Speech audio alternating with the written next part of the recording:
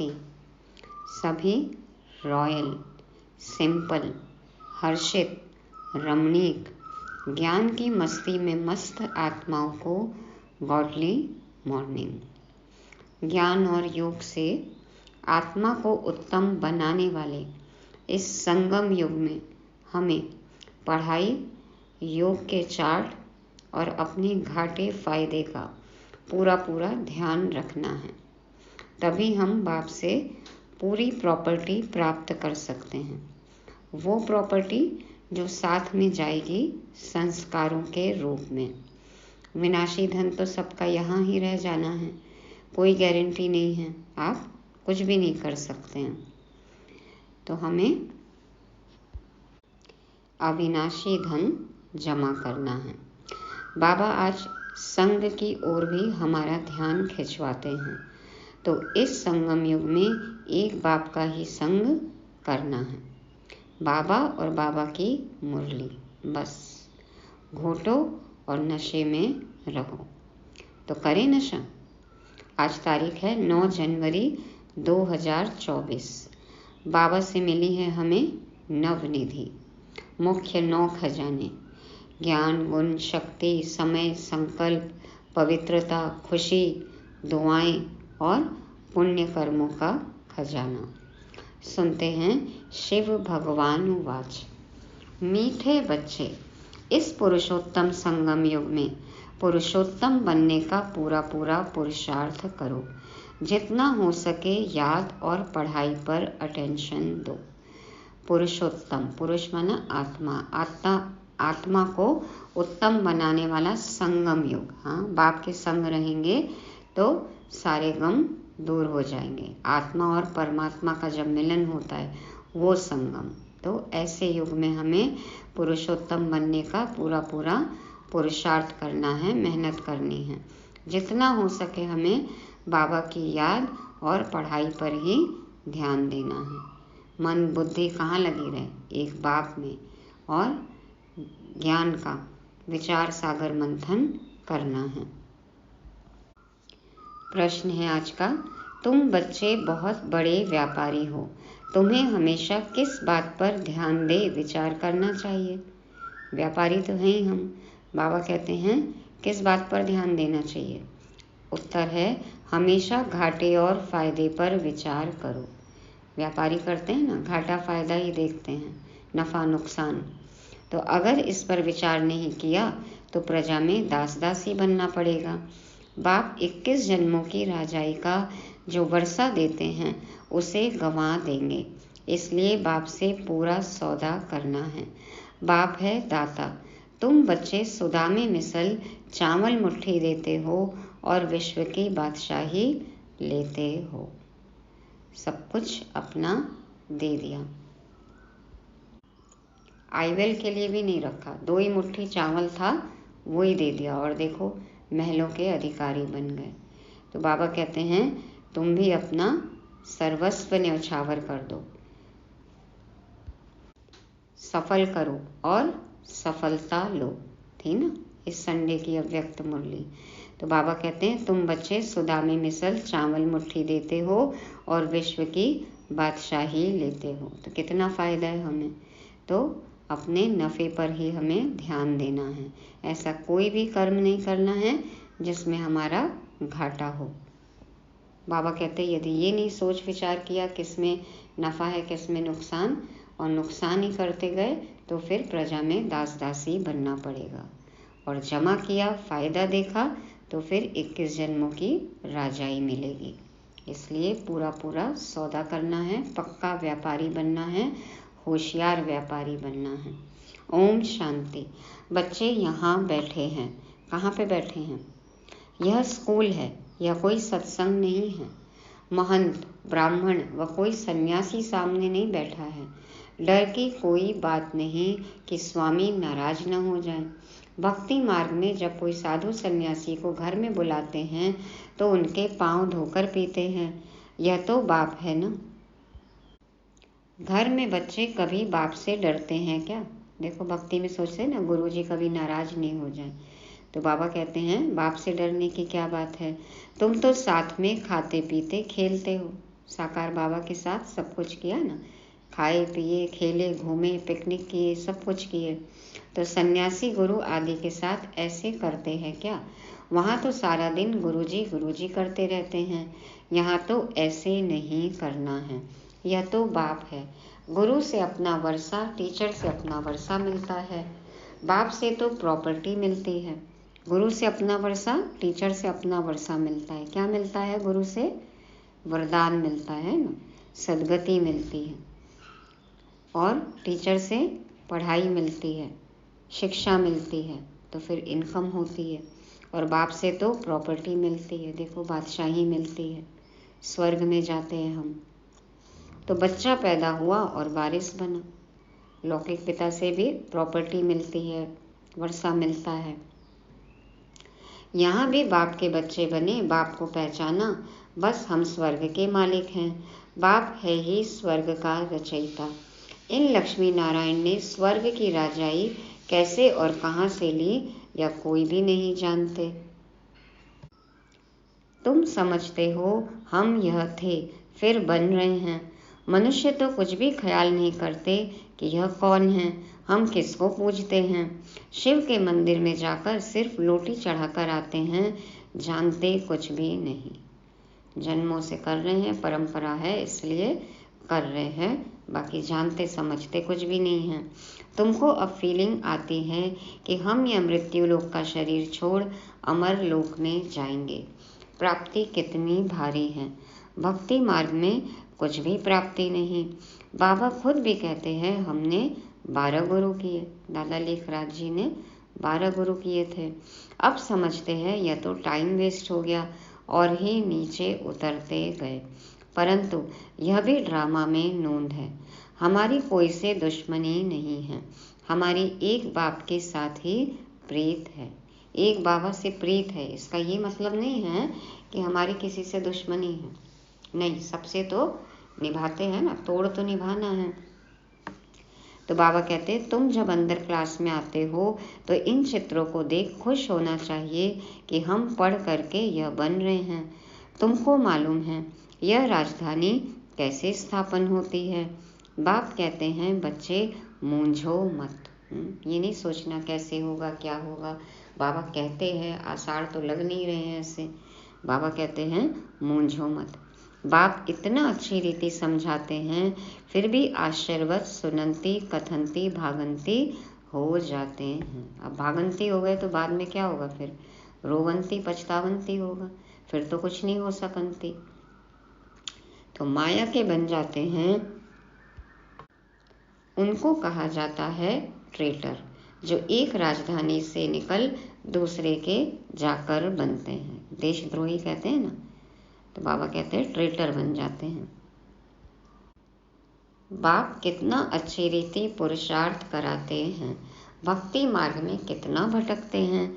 दान पुण्य तीर्थ व्रत नेम आदि बहुत करते हैं। अच्छा, साक्षात्कार हुआ तो क्या हुआ? चढ़ती कला तो हुई नहीं, और ही उतरती कला हुई। बस साक्षात्कार हुआ भी, लेकिन गिरते तो आए। तुम्हारी दिन प्रतिदिन चढ़ती कला है, बाकी सबकी है उतरती कला। गुरु लोग कहते भी हैं ज्ञान ब्रह्मा का दिन है, भक्ति ब्रह्मा की रात है। ज्ञान और भक्ति में रात दिन का फर्क है। ज्ञान से सुख मिलता है। बाप कितना सहज समझाते हैं कि तुम ही विश्व के मालिक थे, फिर तुम ही नीचे उतरते आए हो। अब बाप कहते हैं सिर्फ अपने को आत्मा समझो। आत्मा अविनाशी है। आत्मा कहती है हे अविनाशी बाप, हमको आकर पावन बनाओ। इसमें मुक्ति, जीवन मुक्ति सब आ जाता है। बाबा आते हैं तो हम पवित्र भी बनते हैं, दिव्य गुणों की धारणा भी होती है, मुक्ति भी मिलती है और जीवन मुक्ति भी मिलती है। तो तुम अभी समझते हो भक्ति में हम कुछ भी नहीं जानते थे, ढूंढते रहते थे, गाते रहते थे हे भगवान रहम करो। भगवान कहने से इतनी टेस्ट नहीं आती, वर्षा याद नहीं आता। भगवान कहे तो वो संबंध नहीं जुड़ता है ना। बाप कहे तो फिर देखो संबंध भी जुड़ता है, मज़ा भी आता है, और वर्षा भी मिलता है, प्रॉपर्टी मिलती है, अधिकारी बन जाते हैं हम। तो तुम कहेंगे ऊंचे ते ऊंचा शिव बाबा, तो फौरन वर्षा याद आएगा। अभी तुम समझते हो कि यह रावण राज्य है, राम राज्य होता है सतयुग में। अभी तो कलयुग है। सतयुग में बहुत थोड़े मनुष्य थे, एक ही आदि सनातन धर्म था, सुख शांति थी। यहाँ मनुष्य शांति के लिए भटकते रहते हैं, कितना खर्चा करते हैं कॉन्फ्रेंस आदि में। देखो, सम्मेलन हो, कॉन्फ्रेंस हो, मेले मलाखड़े हों, कितना खर्चा होता है। बाबा कहते हैं तुम उन्हों को लिख सकते हो, शांति का सागर, पवित्रता का सागर, संपत्ति का भी वह सागर है, सब कुछ उनसे मिलता है। सुख शांति पवित्रता धन वैभव ऐश्वर्य सब कुछ मिलेगा ना, तो सब कुछ भगवान से, शिव बाबा से, ऊंचे ते ऊंचे बाप से मिलता है। अभी तुम जानते हो सतयुग में हम बहुत धनवान थे, विश्व में शांति तो वहाँ थी, बाकी आत्माओं को शांति होती है परम धाम घर में। विश्व में हम अकेले ही थे तो सुख शांति सब था, तो बच्चों को बहुत खुशी होनी चाहिए। ऐसे स्वर्ग के लिए शास्त्रों में क्या क्या बातें लिख दी हैं। देखो कैसे डिस्क्राइब किया है स्वर्ग को, क्या क्या कहानियाँ बनाई हैं, अप्सराएं दिखाई हैं। तो बाबा कहते हैं, अब बाप कहते हैं मैं तुमको इतना समझाता हूँ जो तुमको कोई भी प्रश्न आदि पूछने की दरकार नहीं। सब कुछ तो बता दिया ना बाबा ने, स्वर्ग में कैसे क्या होगा। तो बाबा कहते अभी भी मन में कोई प्रश्न है?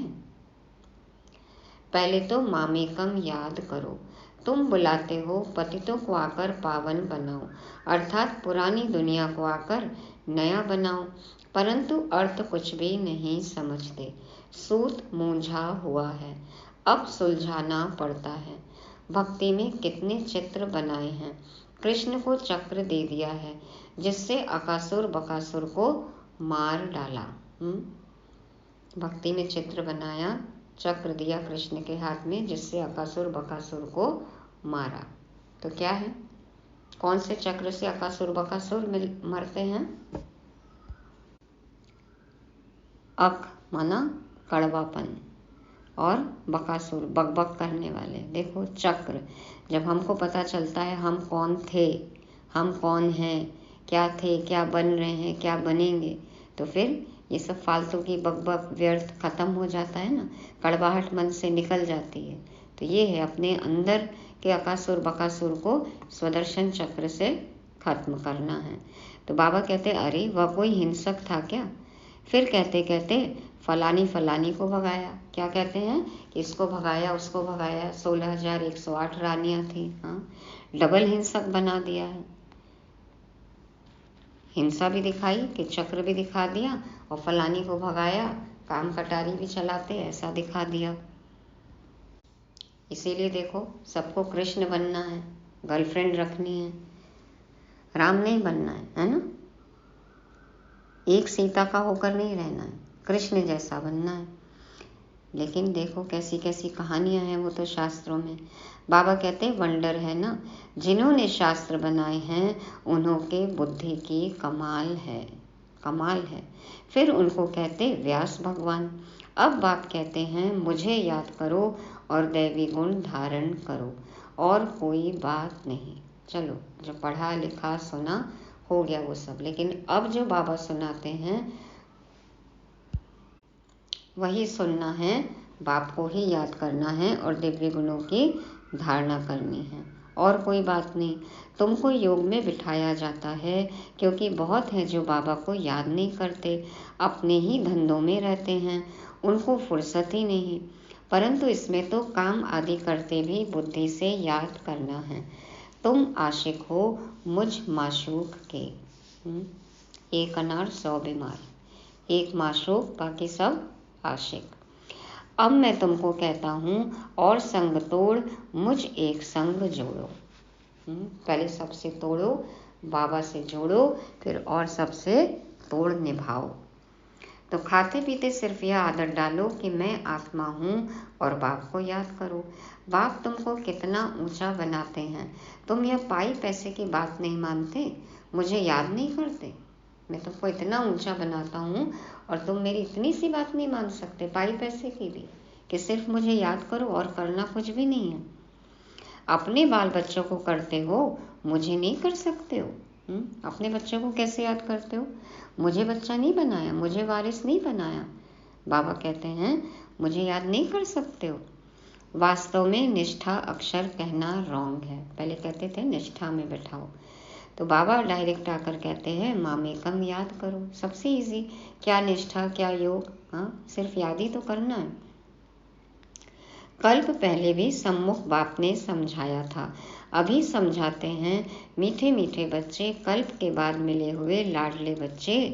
अब तुम्हारे 84 जन्म पूरे हुए, अब वापस जाने के लिए तुमको पवित्र जरूर बनना पड़ेगा। विकार में जाने कारण ही तुम बहुत पतित बने हो। पावन नहीं बनेंगे तो पद भी कम मिलेगा। अपने को आत्मा समझ बाप को याद करो और 84 के चक्र को भी याद करो। यही स्वदर्शन चक्र है। देखो जो बातें हम भूल गए, बाबा हमें आके याद दिला रहे हैं। आई हमारी याददाश्त वापस, तो क्या करना है? स्वदर्शन चक्र फिराना है। पूरे कल्प में स्व आत्मा अपना दर्शन करे कि हम कब क्या थे।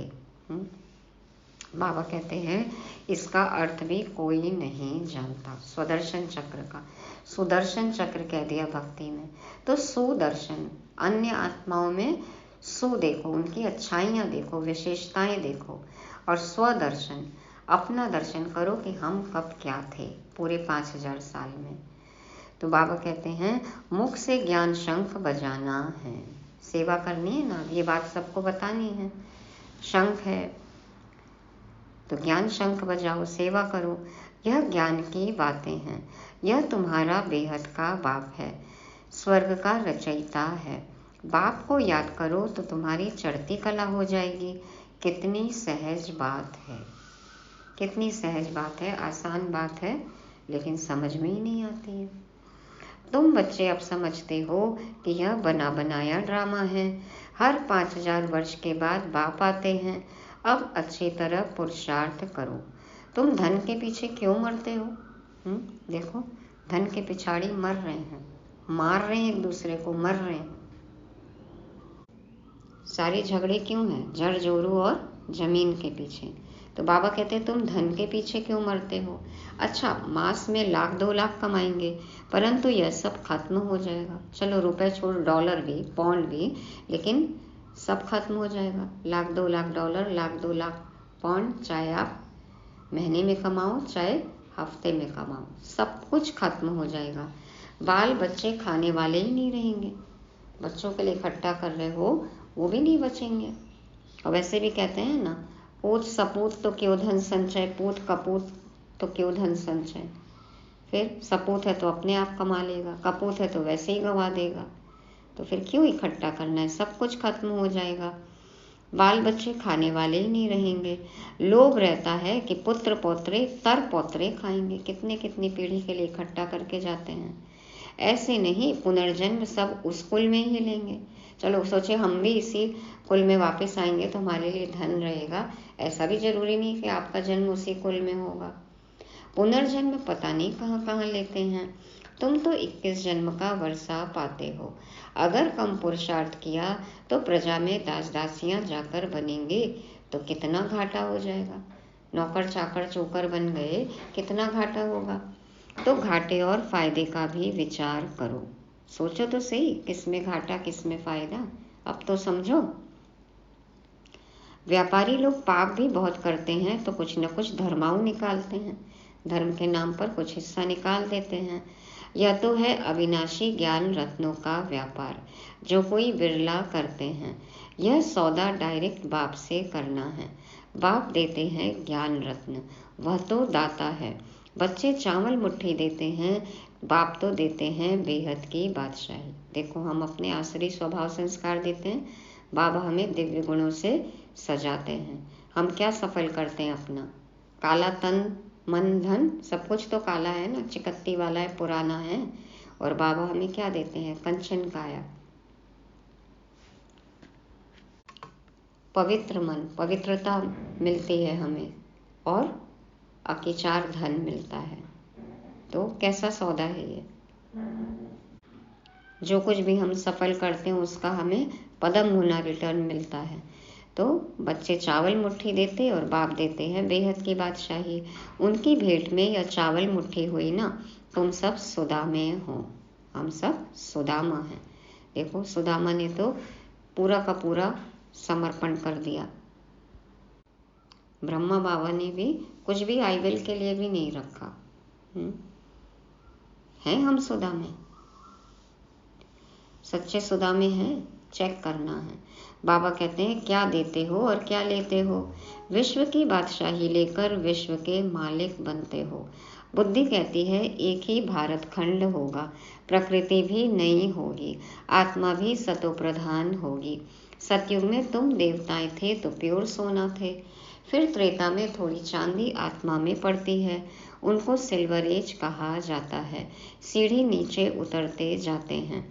इस समय तुम बहुत ऊंचे हो, विराट रूप का चित्र भी है, सिर्फ अर्थ नहीं समझते। कितने ढेर चित्र हैं। कोई क्राइस्ट का चित्र रखते हैं तो कोई साईं बाबा का रखते, मुसलमानों को भी गुरु करते हैं, फिर वहां जाकर शराब की महफिल करते हैं। बाप कहते कितना अज्ञान अंधियारा है। अब तो देखो सत्संग के नाम पे न जाने क्या क्या हो रहा है। तो बाबा कहते सब क्या है? अज्ञान अंधियारा है। यह सब है भक्ति का अंधियारा। संग की बहुत संभाल रखनी है। कहा भी जाता है संग तारे कुसंग बोरे। कुसंग है माया के 5 विकारों का, 5 विकारों का ये क्या है? कुसंग है। और एक सत बाप के संग रहना, सच्चा सच्चा ज्ञान सुनना, दिव्य गुणों की धारणा करना, ये है सत्संग। इससे ही तर जाएंगे, नहीं तो डूब जाएंगे कुसंग में। अभी तुमको सत बाप का संग मिला है जिससे तुम पार जा रहे हो। अविनाशी बाप है, सत्य सुनाते हैं, हम पार जा रहे हैं। बाप ही सत्य बोलते हैं। कल्प कल्प तुमको सत का संग मिलता है, फिर आधा कल्प के बाद कुसंग मिलता है रावण का। तो देखो जो रुलाता है वो रावण। कुसंग होता है तो फिर रोते हैं, दुख होता है। यह भी समझते हो कल्प पहले मिसल राजधानी जरूर स्थापन होगी, तुम विश्व के मालिक जरूर बनेंगे। यहाँ तो पार्टीशन होने के कारण कितने झगड़े होते हैं, वहाँ तो है ही एक धर्म। विश्व में शांति थी, जबकि अद्वैत देवताओं का राज्य था। एक मत थी ना, डुअलिटी नहीं थी, एक ही धर्म था। वहाँ अशांति कहाँ से आई? वह है ही ईश्वरीय राज्य। स्पिरिचुअल नॉलेज से परमात्मा ने किंगडम स्थापन की है तो जरूर वहाँ सुख होगा। बाप का बच्चों पर प्यार होता है ना। बाप कहते हैं मैं जानता हूँ तुमको कितने धक्के खाने पड़ते हैं। समझते हैं भगवान कोई न कोई रूप में आ जाएगा। कब बैल पर सवारी भी दिखाते हैं। अब बैल पर कभी सवारी होती है क्या? बैल दिखा दिया ना, नंदी बैल। बैल बोलेगा तो उसकी भाषा समझ में आएगी। तो बैल पे तो सवारी नहीं है भगवान की। कितना अंधियारा है। तो तुम बच्चे अब सबको बताओ कि बाप सबको वर्षा देने आए हैं। ब्रह्मा द्वारा नई दुनिया की स्थापना हो रही है। बाबा हमेशा बड़ के झाड़ का मिसाल देते हैं, है ना, कलकत्ता में बैनियन ट्री। वैसे इनका जो फाउंडेशन है वही फिर से स्थापन कर रहे हैं, और कोई धर्म रहेगा नहीं। भारत है अविनाशी खंड और अविनाशी तीर्थ। भारत है अविनाशी खंड और अविनाशी तीर्थ। बाप का बर्थ प्लेस है ना। बाबा मीठे मीठे बच्चों को कितना प्यार से समझाते हैं, टीचर के रूप में पढ़ाते हैं। तुम बच्चे पढ़कर मेरे से भी ऊंच चले जाते हो। कैसे ऊंच चले जाते हैं हम बाबा से? बाबा कहते मैं तो राजाई लेता नहीं हूँ। तुमने मुझे कभी स्वर्ग में बुलाया है क्या कि आओ मैं तुमको स्वर्ग में भेज देता हूँ? बच्चे कहते थे बाबा आप स्वर्ग में आइएगा, चलिएगा स्वर्ग में। बाबा कहते वहाँ जाके इनविटेशन देना, याद रहेगा किसी को, बाबा को इनवाइट करना। बाबा कहते देखो तुम लोग जाते हो फिर मुझे भूल जाते हो, वहाँ जाके बुलाना। मैं तुमको स्वर्ग में भेज देता हूँ। कितना मजे का खेल है। बाप कहते हैं, अच्छा बच्चे जीते रहो, हम वानप्रस्थ अवस्था में जाकर रहता हूँ। बाबा कहते बहुत बोल लेता हूँ मैं संगम युग पे, इतनी मुरली चलाता हूँ, इतना थक जाता हूँ, तुम जाके स्वर्ग में मजे करो, खेल करो, और मैं जाके आराम करूँगा।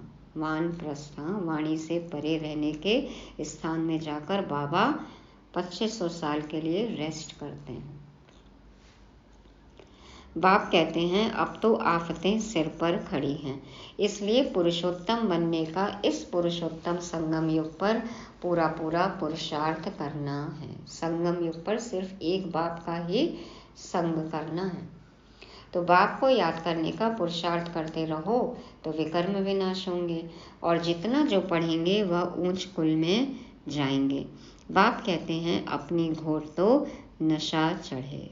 जितना अपना विचार सागर मंथन करेंगे, अपनी अवस्था अनुसार सोचेंगे ज्ञान के पॉइंट्स को, बाबा कहते उतना नशा चढ़ेगा, उतना मजा आएगा।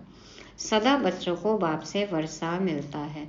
लौकिक में तो बच्चे को मिलता है, बाकी कन्यादान होता है। यहाँ तो सब आत्माओं को वर्षा मिलता है, सो भी बेहद का।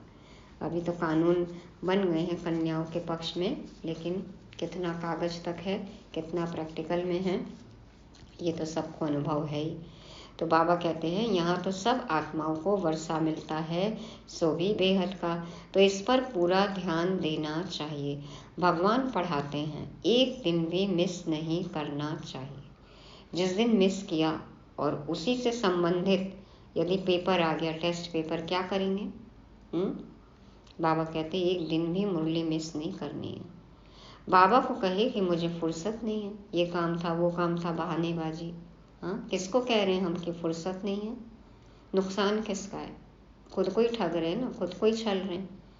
तो बाबा को कहे कि मुझे फुर्सत नहीं है। अरे आत्मा को फुर्सत नहीं है मेरे से पढ़ने लिए, यह कहने में शर्म नहीं आता?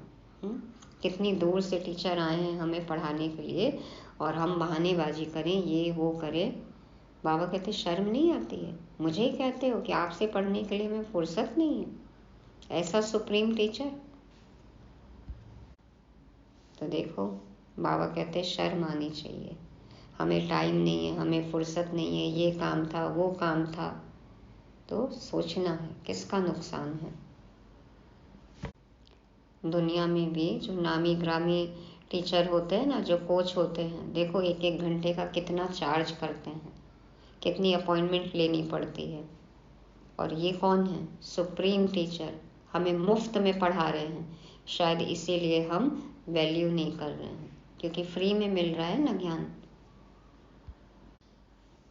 तो आज बाबा ने कहा कभी ये नहीं कहना कि फुर्सत नहीं है, टाइम नहीं है, शर्म आनी चाहिए।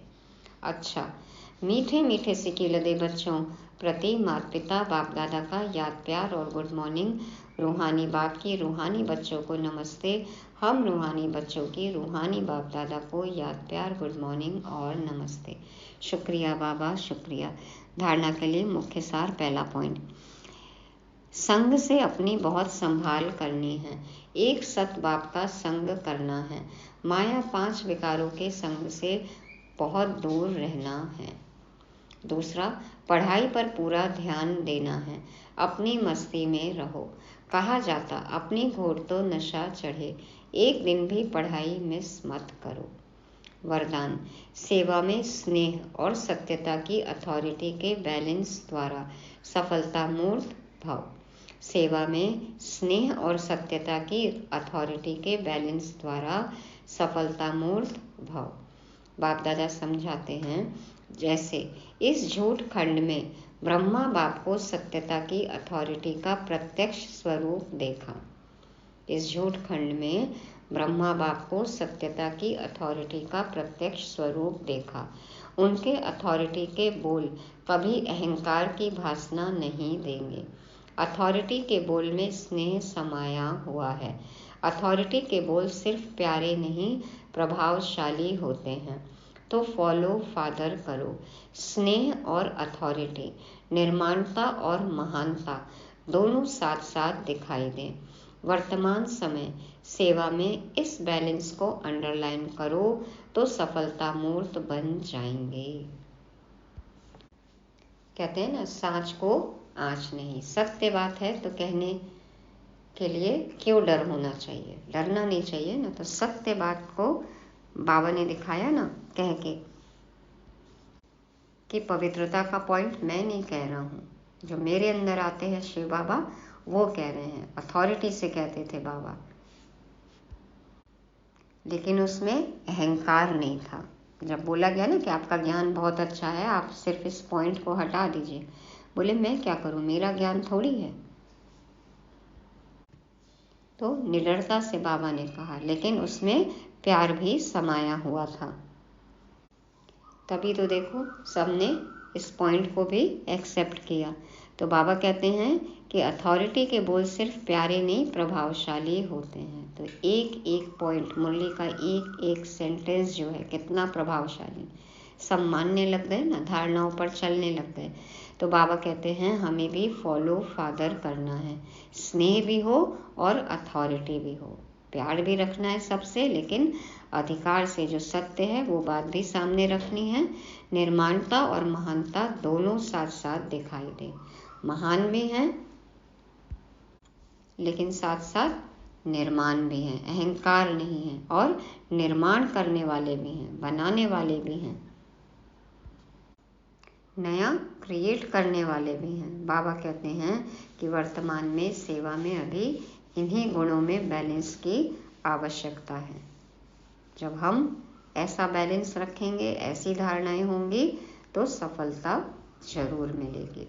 स्लोगन है, मेरे को तेरे में परिवर्तन करना अर्थात भाग्य का अधिकार लेना। मेरे को तेरे में परिवर्तन करना अर्थात भाग्य का अधिकार लेना। मैं में करेंगे तो दुर्भाग्यशाली, और तेरा तेरा करेंगे तर जाएंगे, बन जाएंगे पद्मापदम भाग्यशाली। तो अव्यक्त साइलेंस द्वारा डबल लाइट फरिश्ता स्थिति का अनुभव करने के लिए आज का पॉइंट है, पहले अपनी देह के लगाव को खत्म करो तो संबंध और पदार्थ से लगाव आप ही खत्म हो जाएगा। देखो कितना प्रैक्टिकल पॉइंट है। अपनी देह से जब न्यारे होते जाएंगे तो संबंधों और पदार्थ से अपने आप ही लगाव खत्म हो जाएगा, मेहनत नहीं करनी पड़ेगी। फरिश्ता बनने के लिए पहले यह अभ्यास करो कि यह देह सेवा अर्थ है, अमानत है, मैं ट्रस्टी हूँ। फिर देखो फरिश्ता बनना कितना सहज लगता है। मेरा शरीर, इसमें ये हो रहा है, वो हो रहा है, तो बहुत तकलीफ होती है। और फिर सेवा के अर्थ के लिए ये देह है, ट्रस्टी हूँ, ये बाबा की अमानत है। देखो फिर कितना इजीली सारे कर्म भोग हम चुका सकते हैं और फरिश्ता बनना कितना आसान हो जाएगा। तो बाबा जो जो पॉइंट कहते हैं इसको प्रैक्टिकल में हमें अपनाना है, ट्राई करना है। मुरली रिवाइज करने के लिए पॉइंट है पहला सत्संग। तो ये सत्य बाप का संग, ऐसा सत्संग, ऐसा स्कूल, तो एक दिन भी मिस नहीं करना। दूसरा, हमें देखना है हमारा घाटा किस में है और फ़ायदा किस में है। तीसरा, मेरे पास टाइम नहीं है, फुर्सत नहीं है, ये शब्द अब कभी न निकले मुंह से, कहने ही नहीं है ना। बाबा ने हमें इतना अच्छा ज्ञान दिया है, वैसे भी लौकिक में भी हम कभी ये कहें मेरे पास टाइम नहीं है, फुर्सत नहीं है, नहीं, टाइम मैनेजमेंट आना चाहिए। चौथा, स्नेह व सत्यता का बैलेंस हो, महानता और निर्माणता का बैलेंस हो। और पांचवा, मेरे को तेरे में परिवर्तन करेंगे तो क्या बन जाएंगे, पद्मापदम भाग्यशाली, भाग्य का अधिकार मिल जाएगा। ओम शांति।